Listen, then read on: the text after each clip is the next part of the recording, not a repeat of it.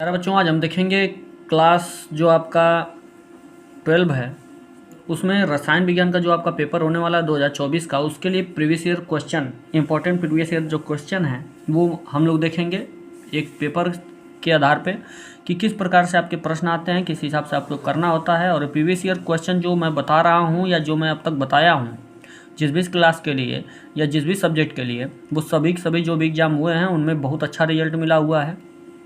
और क्योंकि चुन चुन के आपको के लिए बनाया गया था और उसमें जैसे आपको बनाया गया था वैसे ही प्रीवियस ईयर क्वेश्चन से प्रश्न अधिकतर बने भी हैं।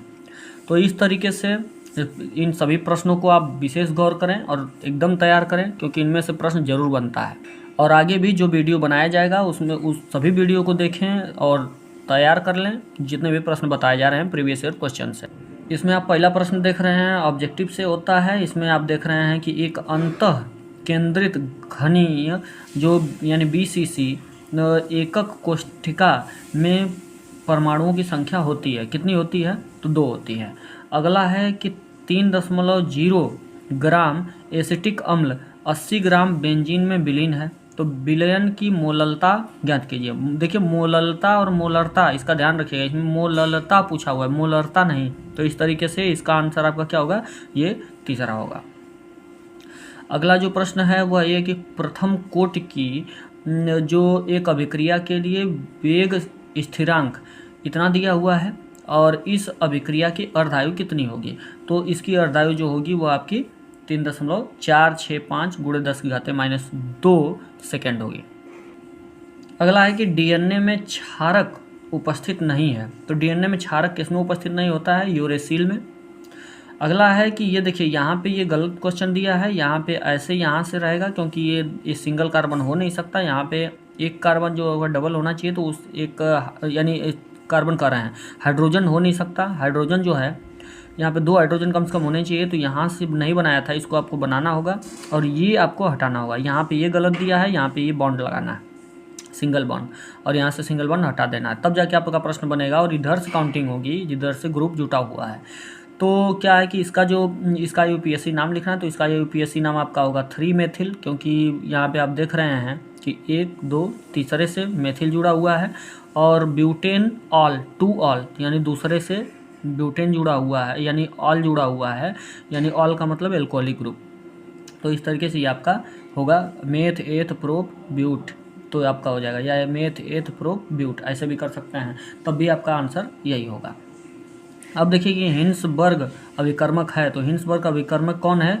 बेंजीन सल्फोनिल क्लोराइड को कहते हैं हिंसबर्ग अभिकर्मक। अगला जो प्रश्न है, अगला प्रश्न ये है कि एक तत्व CCP जालक बनाता है अगर इसकी एकक कोष्ठिका के कोर की लंबाई इतनी pm है, तो जो तत्व है तत्व के घनत्व की गणना करना है, जबकि परमाणुविक द्रव्यमान इतना है। अगला है कि दोषों को समझाइए, निम्नलिखित दोषों को, यानी अंतराकाशी और F केंद्रित दोनों के बारे में आपको बताना है। तो इसमें देख रहे हैं आपकी ऑब्जेक्टिव जो था उसमें भी आपको कोई छूट मिलने वाला नहीं है। और यहाँ पे दूसरा जो प्रश्न है, तीसरा प्रश्न होगा, चौथा प्रश्न होगा, इस तरीके से जो प्रश्न बताए जाएंगे इसमें आपको देखना है कि अब तक किसी प्रकार का छूट मिलने वाला नहीं है। ये नहीं कि अथवा में दिया हुआ है, कहीं कहीं सभी प्रश्न आपको करने जरूरी होते हैं। कोलराउस का नियम क्या होता है और इसके अनुप्रयोग लिखिए। एक वैद्युत अनअपघट्य के इतना ग्राम को इतने ग्राम बेंजीन में घोलने पर इसके हिमांक में इतना की कमी यानी इतने केल्विन की कमी हो जाती है, तो बेंजीन का हिमांक अवनमन स्थिरांक इतना है, और तो विलेय का मोलर द्रव्यमान ज्ञात कीजिए। ये आपका प्रश्न है। अब अगला जो प्रश्न है वो है कि तीसरा प्रश्न, ये आप देख रहे हैं कि तीसरे में भी आपको किसी प्रकार का छूट मिलने वाला नहीं है, सभी प्रश्न करने अनिवार्य होते हैं। निम्न को समझाइए, वैद्युत कण संचलन क्या है और अपोहन क्या है, इन दोनों के बारे में आपको बताना जरूरी है। निम्न को समझाइए, जैसे कहने का मतलब पहला क्या कहा है, उत्कृष्ट गैसों के परमाणुविक आकार तुलनात्मक रूप से बड़े क्यों होते हैं, और दूसरा ये भी करना जरूरी है कि लगभग एक समान विद्युत ऋणात्मकता होने के बाद भी नाइट्रोजन हाइड्रोजन आबंध बनाता है जबकि क्लोरीन नहीं, तो इसका कारण आपको समझाना है। आगे जो प्रश्न है वह है कि कारण सहित स्पष्ट कीजिए कि इतना अनुचुंबकीय है जबकि इतना प्रतिचुंबकीय है, जबकि दोनों चतुष्फलकीय हैं। तो क्या मतलब है इसका? अगला है कि इतना प्रबल अनुचुंबकीय है जबकि इतना दुर्बल अणुचुंबकीय है। तो इसका कारण क्या है, आपको समझाना है। आगे है प्रश्न कि पॉलीपेप्टाइड क्या है, वो उदाहरण सहित समझाइए। तो उदाहरण सहित समझाना है कि पॉलीपेप्टाइड क्या है। ये भी प्रश्न आपको करना अनिवार्य है। अब चौथा प्रश्न भी आप देख रहे हैं, इसमें भी किसी प्रकार का आपको छूट मिलने वाला है। सभी प्रश्न करने अनिवार्य हैं। इतना मोल और इतना बिलियन के कॉलम का व्यास इतना है और लंबाई इतनी है। बिलियन की कॉलम का विद्युत प्रतिरोध भी दिया हुआ है और इसके प्रतिरोधकता और चालकता और मोलर चालकता का परिकलन यानी मान निकालना है आपको। अगला है संक्षिप्त टिप्पणी लिखना है। इसमें भी आपको ये छूट नहीं है कि तीनों में से कोई एक करना है, सभी करने हैं। टिंडल प्रभाव क्या होता है, ब्राउनी गति क्या होती है, स्कंदन क्या होता है, ये सभी करना है आपको। अगला जो प्रश्न है वो भी नहीं छोड़ना है, कोई भी प्रश्न नहीं छोड़ना है। फ्रक्टोज का संरचनात्मक सूत्र लिखिए, यह ग्लूकोज की संरचना से कैसे भिन्न है, और निम्नलिखित यौगिकों के युगलों में विभेद के लिए एक रासायनिक परीक्षण दीजिए। यानी ये भी आपको तीनों का आपको लिखना है, द्वितीयक और तृतीयक एमीन, मेथिल एमीन और डाई मेथिल एमीन के बारे में। और फिर इसमें बताना है आपको क्या अंतर है, रासायनिक परीक्षण करना है। तो आपको बताना होगा कि केमिकली ये कैसे एक दूसरे से अलग हैं। और एथिल एमीन एवं एनिलीन। अगला 5वां प्रश्न जो आप देख रहे हैं, इसमें भी आपको किसी प्रकार का छूट मिलने वाला नहीं, सभी प्रश्न करने अनिवार्य हैं। यानी शुरू से 5वां तक आप देख रहे हैं कि कुछ भी आपको छूटने वाला नहीं है। ये भी प्रश्न सभी करने हैं, चाहे जितना भी प्रश्न इसमें दिया जाए। क्वथनांक का उन्नयन से आप क्या समझते हैं, यानी क्वथनांक के उन्नयन से आप क्या समझते हैं? एक द्रव्य का क्वथनांक कितना है और इतना ग्राम अवाष्पशील विलेय को इतने ग्राम द्रव में घोलने पर विलयन का क्वथनांक बढ़कर इतना हो जाता है। तो विलेय के मोलर द्रव्यमान की गणना कीजिए और द्रव के लिए Kb का मान इतना है, तो ये दिया हुआ है। तो इस तरीके से मोलर द्रव्यमान आपको निकालना है।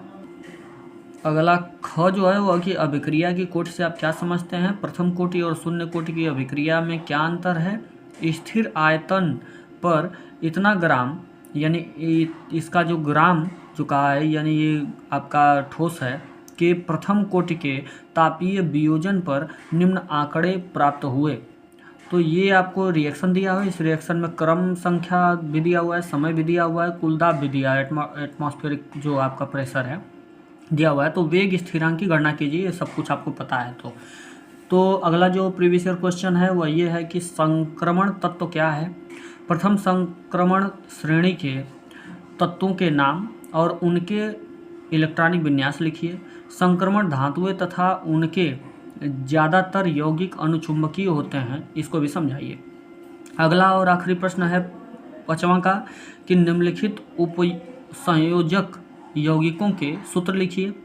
जैसे इसका सूत्र लिखना है पहले का, और दूसरे का भी, तीसरे चौथे, यानी कोई आपको प्रश्न छोड़ना नहीं है अब तक 5वां तक। अब आपको मिलेगा 6वां प्रश्न से छूट, क्या कि दोनों में से कोई एक आपको करना है जो आपके लिए सही हो। जैसे क्या होता है जब एक केवल रासायनिक समीकरण देना है, इसका भी, यानी ये पांचों का, या तो आप ये पूरा कीजिए या तो फिर ये कीजिए, अथवा में कि प्रयोगशाला में जो आपके डाई नाइट्रोजन बनाने की विधि का वर्णन करना है और रासायनिक अभिक्रियाओं के रासायनिक समीकरण लिखने हैं। और डाई नाइट्रोजन की अत्यधिक उच्च ताप पर, यानी ऑक्सीजन मैग्नीशियम के साथ अभिक्रिया हो, यानी दोनों के साथ आपको दिखाना है रिएक्शन में, और उत्प्रेरक की उपस्थिति में इनकी इतने केल्विन ताप पर हाइड्रोजन के साथ क्या अभिक्रिया होती है इसके बारे में बताना है। यानी इतना, या तो आप इसे कीजिए या तो इसे कीजिए। यानी 6वें से आपको ऑप्शन मिलना शुरू हो गया कि चाहे आप, यानी दो में से कोई एक करना है। अगला है ख वाले में भी आप देख रहे हैं कि यहाँ भी आपके लिए सुविधा है कि कोई आपको यानी आप चाहें तो आप दोनों में से कोई एक आपको करना है। जैसे आपको दिया होगा निम्नलिखित के IUPAC नाम लिखने हैं, इन सब के IUPAC नाम या तो लिखिए, या तो फिर आपके लिए प्रश्न है कि सॉरी प्रश्न है कि कारण सही समझाइए कि एल्कोहल तथा KI की अभिक्रिया में सल्फ्यूरिक अम्ल का उपयोग नहीं करते हैं, तो इसका क्या कारण है। जो आपका हेलो एल्केन के KCN से अभिक्रिया करके मुख्य उत्पादक के रूप में एल्कील साइनाइड बनाते हैं, जबकि AgCN से अभिक्रिया करने पर आइसोसाइनाइड प्रमुख उत्पाद के रूप में प्राप्त होता है, तो इसका भी कारण बताइए। क्लोरीन जबकि इलेक्ट्रॉन आहरण समूह है, फिर भी यह एरोमेटिक इलेक्ट्रॉन रागी जो आपकी प्रतिस्थापन अभिक्रिया में आर्थो तथा पैरा निर्देशक है, क्यों, इसका कारण आपको बताना है। अगला जो प्रश्न है 7वां, इसमें भी आप देख रहे हैं कि 6वें से आपको जो प्रश्न है, 6वें में 2 प्रश्न हैं, दोनों में से कोई एक करना है। तो आपको ये ध्यान देना है कि दोनों प्रश्न जो थे अथवा वाले थे, तो दोनों प्रश्न तो करने हैं, क और ख दोनों करने हैं, लेकिन उसमें अथवा है, चाहे आप दोनों में से कोई एक कर सकते हैं। यहाँ पे भी वही बात है, इसमें भी क और ख है, क में भी 2 प्रश्न है, दोनों में से कोई एक करना है, ख में भी 2 प्रश्न है, दोनों में से कोई एक करना है। जैसे इसमें पहला प्रश्न है कि निम्नलिखित अभिक्रियाओं के रासायनिक समीकरण देना है, इसके भी और यानी इन सभी के या तो ये कीजिए या तो फिर अथवा में आप ये कीजिए कि निम्नलिखित परिवर्तनों को किस प्रकार किया जा सकता है, और केवल रासायनिक समीकरण आपको देना है, इसके भी यानी इसकी अभिक्रिया इससे, इसकी अभिक्रिया इससे, और इस यानी इन सब की अभिक्रिया एक दूसरे की आपको बताना है। और ये देखिए यहाँ पे आपको प्रोपेन टू ऑल का निर्जलीकरण वाली अभिक्रिया आपको समझानी है कि ये कैसे इसमें होती है, तो ये आपको करना है, यानी दोनों में से कोई एक आपको करना है। अगला जो प्रश्न है ख वाला, इसमें भी क्या होता है जब, यानी ये इसमें भी केवल रासायनिक अभिक्रिया आपको समझानी है कि इसकी अभिक्रिया इसके साथ यानी NaOH के साथ अभिक्रिया करता है तो क्या होता है। एसीटोन को ठोस बेरियम हाइड्रोक्साइड के साथ गर्म करते हैं तो क्या होता है। अगला जो प्रश्न है वो आप देख रहे हैं कि ये है कि तीसरा कि फॉर्मेल्डिहाइड सांद्र NaOH विलेन के साथ अभिक्रिया करता है तो क्या होता है, रिएक्शन आपको लिखना है। इसका भी रिएक्शन लिखना है कि एसिटिक अम्ल एथेनॉल के साथ H2SO4 की उपस्थिति में अभिक्रिया करता है, तो इसका भी रिएक्शन, और लास्ट ये इसका भी रिएक्शन लिखना है कि एसीटल्डिहाइड फेनिल हाइड्राजीन के साथ अभिक्रिया करती है तो क्या होता है। या तो आप उसे कीजिए या तो फिर ये छोटा सा आप काम कर लीजिए कि संक्षिप्त टिप्पणी लिखना है कि कोलवे वैद्युत अपघटन क्या होता है, एल्डाल आपका संघनन क्या होता है, और रोजेनमुंड अपचयन क्या होता है, ये इसको कर लीजिए। तो ये शायद जो अगर रिएक्शन आपको सबका क्लियर नहीं है तो आप इसे करके अब नंबर आसानी से ले सकते हैं। और इस तरीके से 7 ही प्रश्न में आपका पेपर समाप्त हो जाता है। आप समझ चुके हैं कि 6वां और 7वां ही प्रश्न केवल आपको अथवा वाला था, बाकी सब के सब आपको प्रश्न करने अनिवार्य हैं। और इन प्रश्नों को जरूर आप गौर कीजिएगा क्योंकि प्रीवियस ईयर क्वेश्चन अपने में बहुत इंपॉर्टेंट रोल अदा करते हैं और ये आपके प्रश्न यानी एग्जाम में अवश्य बनेंगे।